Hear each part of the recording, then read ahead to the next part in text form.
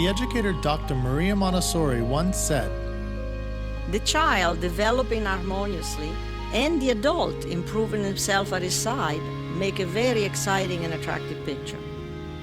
Welcome to Montessori Education with me, Jesse McCarthy, where we talk raising children and educating students while bettering ourselves right alongside them. Hello, everyone. It is nice to be back after a little break. So today is a treat as we have on a guest, Ann Velasco, with a lot of experience in Montessori. Basically, it's been a part of her life from almost the beginning. So Ann's own mom was a Montessori teacher for 3 to 6 year olds. So she had the benefit of experiencing Montessori education as a young child. Now, many years later, as a mother herself, Ann decided to have her daughter attend Montessori school. And then through this experience, she became so enthralled by the approach that she decided to go back into education, this time on the teaching side. So Ann was trained with the organization Association Montessori Internationale, or AMI, to be with 3 to 6 year olds. And she wound up working with that age group for 8 fulfilling years, as she says it. Then she took another training, this time Montessori Elementary, and this was also through AMI.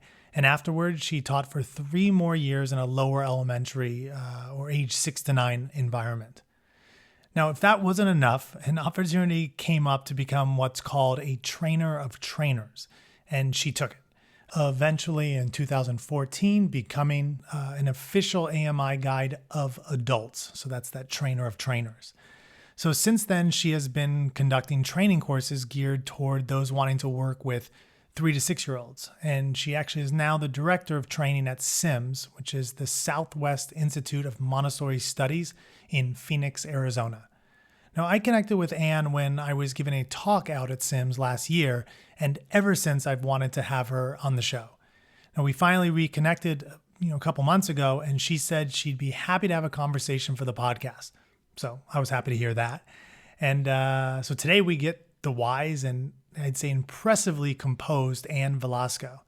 Now, we're going to cover topics ranging from independence to Montessori in the real world to our being better observers of children, as well as, great models for them. Ann, at the end, also shares an awesome technique for handling conflict. So you're going to want to hear this one. I hope you enjoy, and here we go. All right, Ann Velasco, thank you so much for coming on. I'm happy to have you on the show. It's great to be here. Great. And, we were just talking a few minutes ago and you had raised something that's going on with your daughter currently, who is a Montessori child. So I thought, let me just hand it over to you and you tell us what occurred recently that kind of connected this to Montessori. Yeah, my daughter, she grew up in Montessori from the age of 2 through up until she went to high school, actually. But most recently, she's now 23 and she's getting ready to head off to graduate school. She was last year accepted into a kind of a unique program at the London School of Economics, which is supposed to be starting in September. And so then the pandemic hit. And so this year has, just thrown in some unique obstacles into this plan that she had. But I've been just so impressed watching her go through the process of kind of deliberating and overcoming every obstacle that was thrown up along the way, whether it was, with this pandemic, there was discussion about, well, will the program even happen? And then yes, it will happen, but it'll be online. And so then she had to decide, do I really want to go to London if it's going to just be an online class? And then there's been questions about, will the UK even let folks from the United States into the country, and how that affects her visa process that she's, going through. So anyway, it's just been interesting watching her go through this whole process and exhibiting a lot of the just the tenacity and the independence. I think that really I would credit back to her experience in Montessori and just becoming a very independent young woman who has those problem-solving skills that, we start learning when they're 2 years old in a Montessori classroom, and just some of the perseverance that she's had to exhibit in going through this process. Yeah, so it's fascinating just thinking about the situation with your daughter, because when I talk to a lot of parents that aren't familiar with Montessori, when you think of school, you just think of, it's all about grades, it's math, science, like this whole element of kind of you're living life and being able to take on obstacles, confidence. It just seems to be an afterthought, or it's just not a part of traditional or what we think of as schooling. So even just, I know Montessori talked a lot about this kind of education as an aid to life. Have you seen that perspective? I know it sounds like you've seen it definitely with your daughter now after all those years, but has that been a big part of your understanding of Montessori and so forth? There's just this sense that education is not just only about math, science, but it's the kind of integration. It's an aid to life. Have you seen that, through your experience? Absolutely. Yeah, absolutely. It's something that from the time they're very little, they're toddlers in a young child community all the way up through the adolescent program, we can watch these children become fully functioning independent human beings, right? That the experience in a Montessori environment is not solely focused on teaching them how to read and teaching them how to do math problems, which we do. Those are parts of it, but there's so much beyond that goes into becoming independent people, not only independent in terms of being able to take care of themselves and take care of their environment and things like this, but also becoming independent thinkers, right? Independent problem solvers. And solving those problems starts with very small problems when they're very young, little people. And then as they get older, solving problems becomes a bigger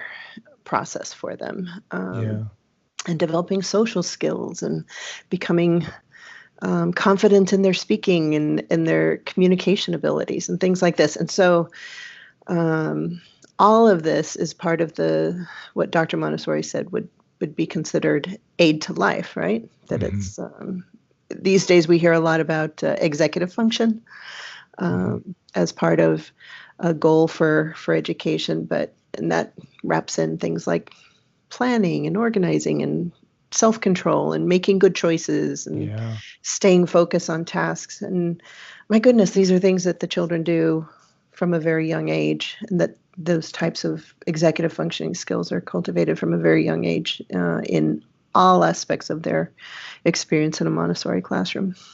Yeah, and you're saying just this, even raising the executive function. I was thinking, I kind of started by separating out, science and math, and it's in some ways I look at Montessori as it's all integrated. Like even in the executive function, if a child begins to write and they realize they're writing too big and it's going off the paper, they've got to plan ahead when they're writing.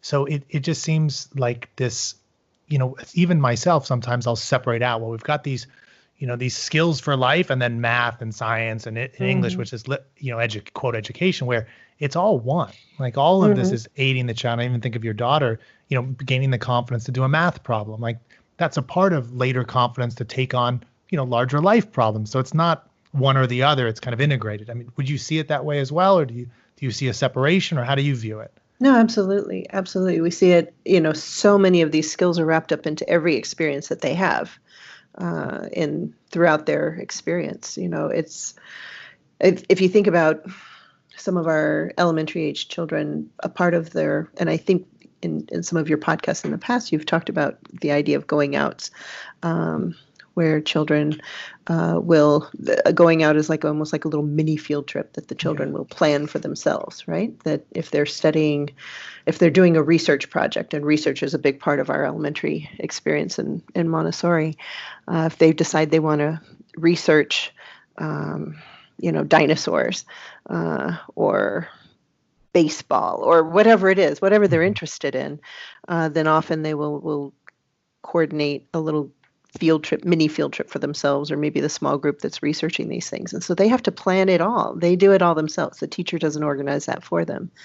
They have to figure out, where do they want to go for this outing? Who do they want to interview? How are they going to get there? How much is it going to cost them? When can they go? How, they have to make the phone calls and schedule the visits with people and things like this. So it's a whole bigger process to do these little going out excursions, and then they take the information that they gathered while they were on their experience, and they bring it back and they write about it in their research, and then they stand up and they present their research at the end to the group. And so it's a very holistic approach to education, and every little experience goes into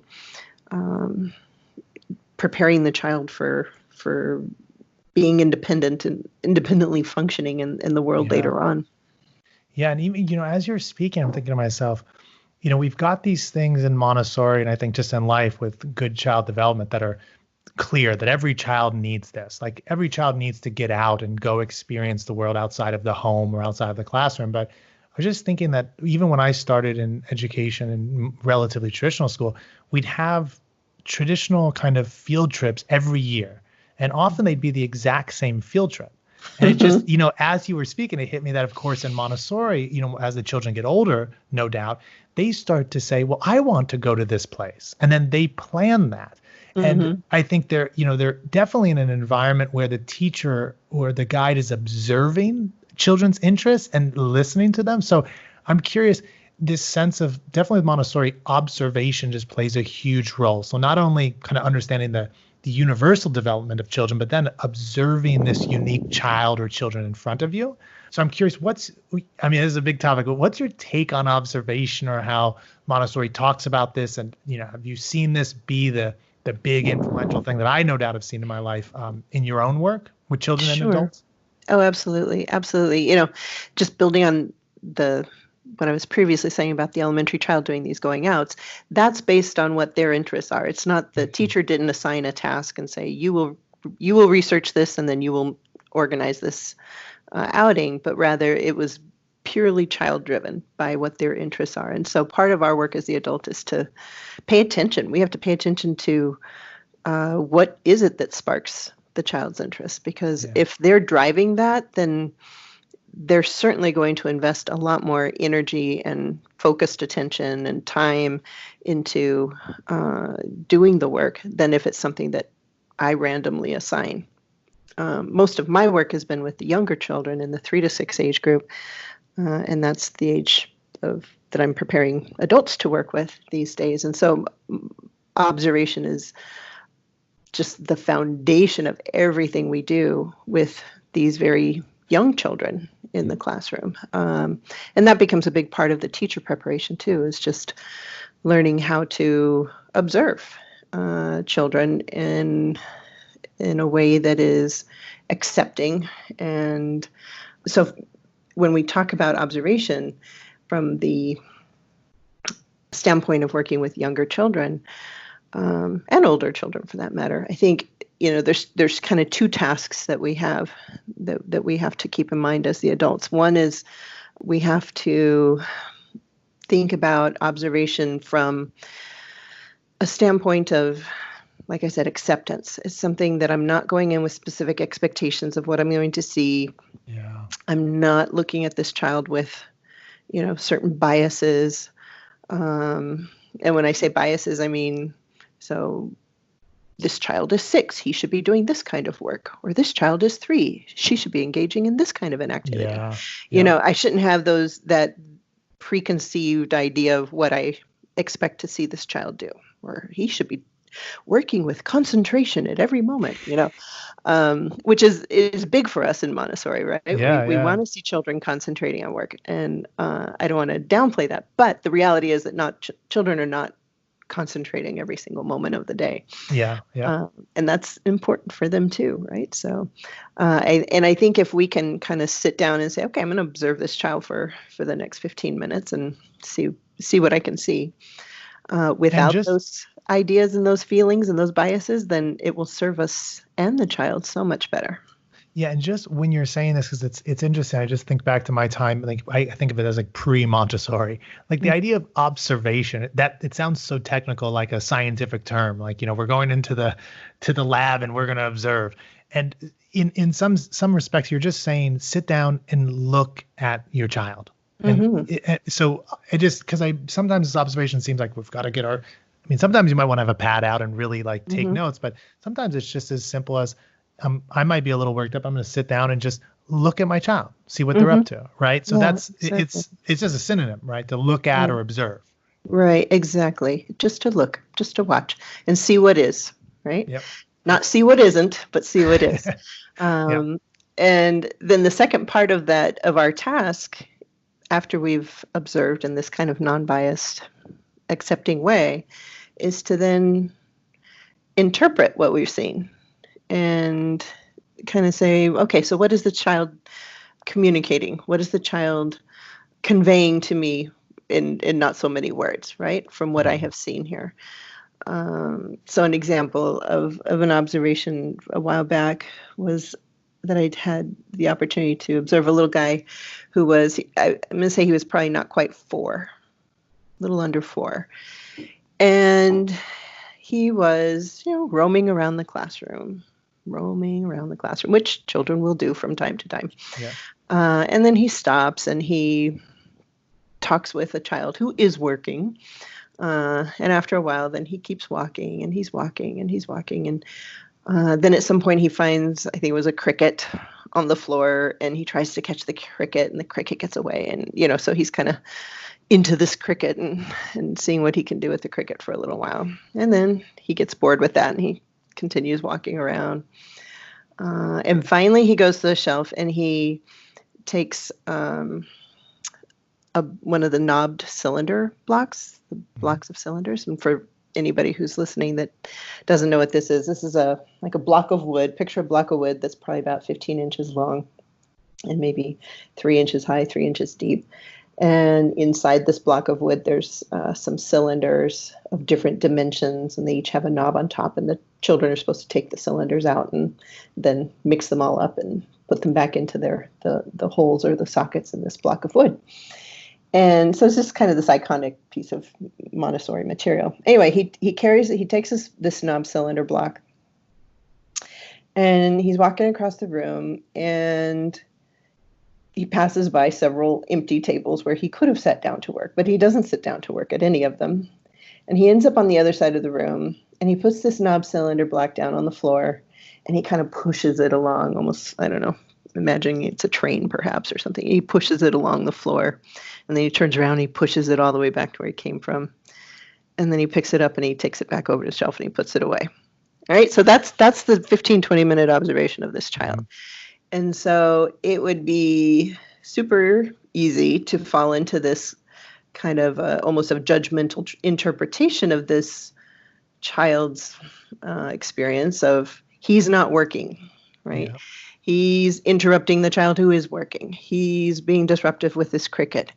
He's not using the material the way I showed him how to use the material, right? And so that would be kind of an easy judgmental or biased way to interpret what I had seen. But if we take a minute and we kind of reflect and we say, okay, if I can take my emotional, judgmental self out of this and just kind of look at this experience of this child in this more non-biased way, is there any information I can take away from it? Is there anything that this child conveyed to me through his actions? And I would argue that, yes, there is quite a bit of information that I could take away from that experience. So, for example, gross motor played a big part in that experience, right? He did lots of walking around. He was moving his body, even when he was pushing the knob cylinder block along the floor. So gross motor is something he is demonstrating that he needs. He's interested in crickets, right? Crickets, I think, hold a fascination for lots of children or any little critters. And so is there something I could do with that? Are there any like little factual true stories I could tell about a cricket? Or could I have some vocabulary cards? Or could we examine the parts of a cricket? Or have a little critter catcher where they can, look in and examine the cricket for a little while before bringing it outside and turning it loose back to nature? He has an interest in the knob cylinders, but maybe he's bored with the way that I've showed him how to use them. And so there's, 10, 12 different things we can do with the knob cylinders with that particular material. And so maybe it's time for me to show him something different to do with this material. Maybe I could play a distance game with this material, which is going to involve lots of walking because he's got to go from one side of the room to the other if I pull out this material and do a distance game. Maybe there's an opportunity for a grace and courtesy lesson that focuses on how to watch a friend who's working, how to observe a friend who's working, right? So from that little observation, there's a lot of ideas that you can pull from it if you just take the time to kind of think about it and interpret it. Yeah, and it seems, I mean, so much of what you're saying just sounds like, us as adults having to step back because, I mean, even the little, the critter that you're saying, or you've got this thing jumping around the classroom, or you might have a spider, which comes up a lot with us adults. Children might not naturally have a fear of that, but we might. So it sounds like even when we're observing, we have to hold back sometimes some deeply held, you might say, bias or some type of struggle that we even have that we've just kind of allowed to happen, but children tend to bring them out of us. So I know Montessori talks extensively about, looking in as well as looking out, so observing ourselves. So how much of that kind of observation of self during this process, how much do you go through that, as a trainer now with the teachers you're working with and then the parents that you might interact with? How big of that is a part of your training, your experience with other adults? It's a huge part of our work. And Dr. Montessori talks about this in her writings over and over again, where our main task, our main task is twofold. One is to prepare an environment for the children, but the second is to examine ourselves, to look within, and kind of it's so much easier to kind of look outwards than it is to look inwards sometimes. And so just being able to recognize in ourselves that there are things that we can pay attention to. We need to pay attention to how did I interact with that child? How have I been talking with the children? Am I encouraging them to tell their stories, or am I just kind of barking out commands to the children all day? Am I stepping back and giving them the freedom to have their own kind of natural responses to things, like you mentioned with the little critters that show up in our classrooms and our homes that they're fascinated with. And just because I'm afraid of crickets doesn't mean they are, right? Yeah. Am I giving them the freedom to choose their own activities? I need to just, that involves a lot of trust in letting children make their own choices. And even if it's not the choice I would have made, right? Yeah. And how am I reacting when a child is misbehaving? How am I reacting when my patience is tested? Those kinds of things. And you're saying this, I think it's a challenging thing for a lot of us because, when you're around children, there might be triggers for us. Whatever occurs with a child could trigger us to all sorts of different things. But I wonder how much then, that modeling comes in. And I'm just, as adults, whether, outside of our interactions with children or while we're with them, how we can model best behavior. Now, so I'm curious, just because I think modeling is a huge element of working with children, and then just, even interacting with other adults. You want to be a model of, good behavior, good character, that type of thing. Has modeling been a big part of, what you interact with the other adults that you're working with and so forth, and then with children? How do you help adults to kind of be better around children, to model themselves in their own lives, so that children kind of absorb that? Because I think, as we know, children are absorbing most of what they get from us as their guides in life, whether we're teachers, parents, etc. So how do you go about helping others to be better models for children?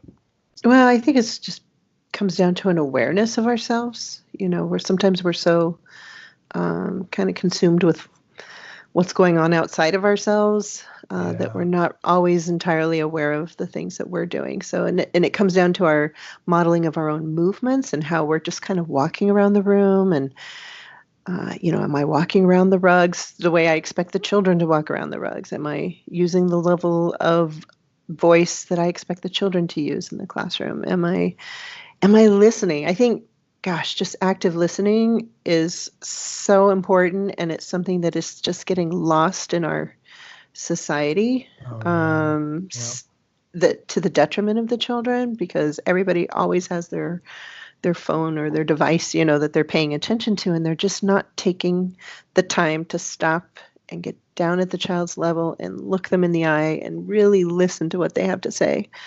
And I think, some of the behavioral issues we see are because children, they just want to be heard. They just want to, Yeah. they just want somebody to listen to them, and nobody's listening. Nobody's really paying attention. Yeah. And so just modeling that skill of listening.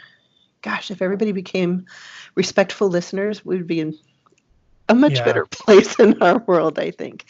And, just how we talk to people in a respectful, accepting way. So all of those things are things we have to be aware of in ourselves, Yeah. And just you even saying this with listening, because I'm really happy you highlighted that, because I think I can't agree more. And two things that jumped to me is, one is there's a man named Haim Ginott, whom I just love. He's a parent educator. He's long deceased, but he had put forth this thing saying that, could you imagine if before you were able to speak about what you want to say, your position, your opinion, you had to summarize the person who spoke before you, what they actually said, and not only summarize it, but summarize it to their satisfaction. So you can imagine today somebody might summarize somebody else's view, like, yeah, you have the idiotic view that, and then you kind of, and then the other thing that really hit me, I've been on vacation for the last 2 weeks. I just decided, get away, take a break, and come back and be refreshed. And the listening that you're talking about, I'm pretty good at introspection, but being away, like, it was a 2-week vacation I was off of social media. I didn't read any or watch any news. Good for you. Yeah. So it was fantastic. The listening to my own thoughts, because when you're out there kind of spewing or saying something that you want to say on social media, or you're taking in other people's views, you're not spending the time listening to what your own mind is saying. So I just found that you're raising listening, just slowing down and listening. It's so important. So I appreciate you raising that. So. Yeah, for sure. And it just makes the children feel more confident in their own selves. It's like, I am worth their attention, right? Yeah. When an adult sits down and listens to me, and we actually have a little spoken language activity. We call it the question game, where if a child comes in and says, Miss Ann, I went to my cousin's party yesterday, or whatever it was. You can kind of play this little question game, almost like you're interviewing them.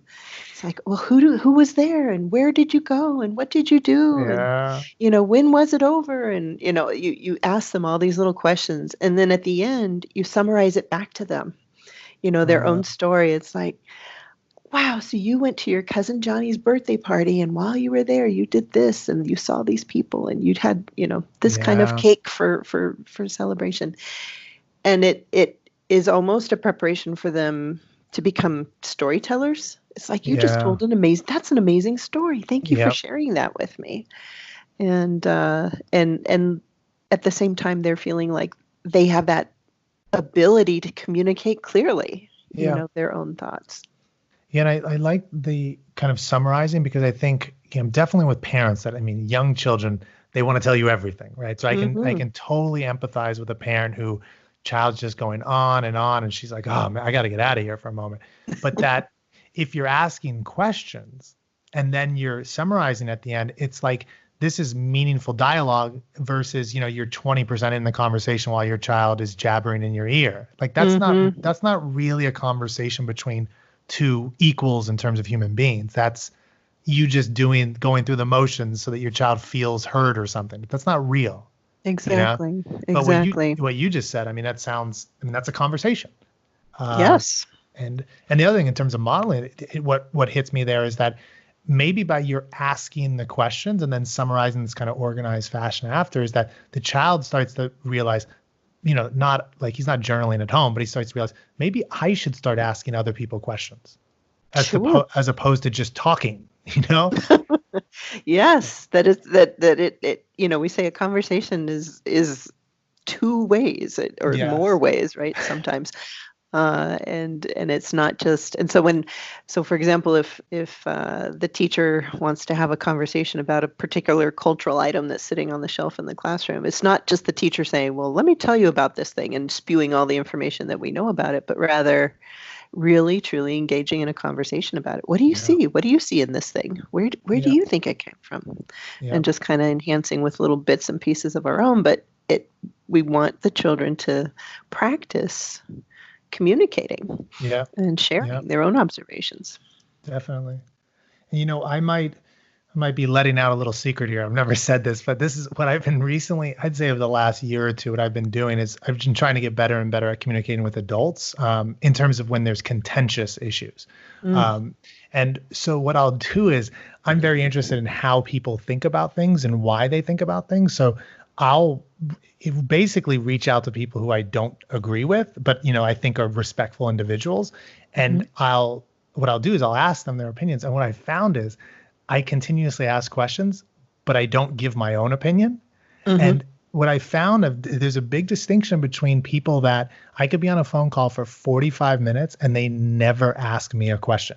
Or there's people that I can be on the phone call and I'm starting this, so I'm asking the questions. What do you think about this? What do you think about COVID? What do you think?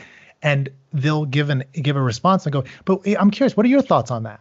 And they'll come back. So it's more of a dialogue. So you get a real sense of people that are kind of, edged up, worked up, that want to just tell you, go at you, versus somebody who wants to have a dialogue about a topic. So I found that fascinating. You get into that, it's a weird rabbit hole even for yourself, because I start to realize, oh my God, I want to keep saying things and I need to step back, But anyways, you're saying, having these definite questions for children may pop that into my head. So sure. Well, and what a great foundation for children to, at this age, engage in these kinds of dialogues about the birthday parties they attend or whatever whatever they happen to bring up. But then as they get older, to build on that so that when they're adults, they can have these kinds of respectful conversations. We hope, right? No, definitely. And I think I have no doubt seen this with Montessori, as it sounds like, even with your own daughter, just an ability to have peaceful, calm dialogue with individuals and solve problems, be problem solvers, as opposed to kind of complainers, which I think Montessori children, since they've had the experience every day, every week in their classes, to kind of, particularly as they get older in those elementary and then up classes, they solve the problems. It's not like the teacher's solving it for them, but they're the ones that have to figure out issues. For sure. It just seems like the opposite. At least in my education, I think you were a Montessori child yourself, so maybe you had this growing up. I don't know. Did you? I was a Montessori child for the primary level, for the 3 to 6 level, but we didn't have an elementary when I was where I grew up. So. Yeah. So, maybe even in the younger classes, sometimes you see this with, two children that might be 4 and a 5-year-old that get into an argument. It's not like, well, let me come over here and I'm going to be the teacher who figures out right and wrong and then pull this one out. It's kind of helping them to solve their own problems, right? Absolutely. Even at the youngest ages, right? Yeah. And there's this interesting little technique that we espouse. It's credited to Magda Gerber. I haven't actually found a place in her writings where she talks about this, but where helping children solve their little social interactions, where, if there were 2 children came to me with, he did this, or he took the ball away, or whatever it was, their little interaction, and just kind of putting a hand on the shoulder of each one and say, okay, one at a time, you share what you want to say. Joey, what do you want to say? And just giving the first child an opportunity to say as much as he wants to say. And the second child, if he wants to butt in and say, no, but we say, right now it's Joey's turn to talk. Yeah. Let's let Joey have his say. And Joey can talk for as long as he wants to talk and say whatever he wants to say. And when he's talked himself out, then I'll say, okay, now child number 2, what do you want to say? And then that child can talk for as long as they want to talk and say what they want to say. And when he's talked himself out, then I'll say, okay, child number 1, do you have anything else you want to say? And we go back and forth like this for as long as the children have something to say. Wow. And there will come a point where they finally arrive at, okay, nothing else to say. No, nothing else to say. And at the end, all I have to say is, so what do you want to do now? What do you want to do next? And very often, let me tell you, the 2 end up saying, well, you want to go play ball over there? Yes. And then off they go together. And I'm not forcing one to say, tell them you're sorry. Oh, man, and I'm not solving the problem for them. All I'm doing is facilitating a conversation. Oh, and I love that. I'm going to be on a mad mission to find where that is in Magna Gerber, because Yeah. that's brilliant. Yeah, isn't it? And Oh it my gosh. works like a charm. So Oh, I can if you're imagine. a parent, you've got kids at home, try it. If you're Yeah. working in a school and you've got kids squabbling on the playground, try it. I promise you, it works. And what I love about what this is that normally we do this pretty well in general Montessori is when we're having children kind of problem solve, but it's still in a focus of like, there's this big problem that needs to be solved. Like sometimes it might just be, they just want to talk. They want to get it Yeah, off their chest, right? exactly. And they Oh, often, man. they'll come up with a solution we would never have thought Yeah. of. Yeah. And Yeah. that's absolutely fine. That works Yeah. for them. Yeah. No, I love that. I mean, even the idea of getting your emotions out. I mean, how many of us were not allowed to speak up? It's like, no, you've done this, be quiet. And it's like, oh my gosh, Go sit in that timeout. exactly. That's got to be so lovely for those two children. My gosh. Yeah. Yeah. Oh man, that's great. Well, we're getting on. I'm trying to make these a little bit shorter these days because the parents are, at home. Sure. But is there anything closing up? I have to imagine people are going to gain from this. So even if you have something else, throw it out there because I know people appreciate it. So anything we're closing up here? Anything you want to share before we head out? I just want to say that, gosh, the world needs more Montessori teachers. As a trainer, this is my work, right? And so even in this day and age, just in the last 2 weeks, I cannot tell you how many schools I've had contact us saying, I need a teacher, and we need more teachers. We need more Montessori teachers. So if you have thought about becoming a Montessori teacher, reach out to your whatever training center is closest to you or not even closest to you. These days we Global. we're making all kinds of adaptations to make training work in this crazy pandemic setting that we're in. So it's this very blended, format with lots of Zoom sessions and cameras involved and things like this. But we're making it work for training to be accessible to folks. So if you've thought about it, I really encourage you to take the next step and reach out. Yep. And I'll jump right on that and say what Ann's saying here is, a lot of times Montessorians are very much anti kind of, or seemingly anti-technology. I don't think that's true across the board for one, but even if you can get during this time some guidance from trainers out there or people that have a lot of experience in Montessori or get trained online to some extent, it's better than having nothing. So I think there's really an argument to be made for getting out there if you have the time now and learning a little bit more as Ann is putting forward. So thanks for sharing that. So yes, for sure. Awesome. Well, thank you again for coming on. It's been a pleasure. Thank you for having me. Appreciate it. Yep. Take care, Ann. You too. Bye-bye.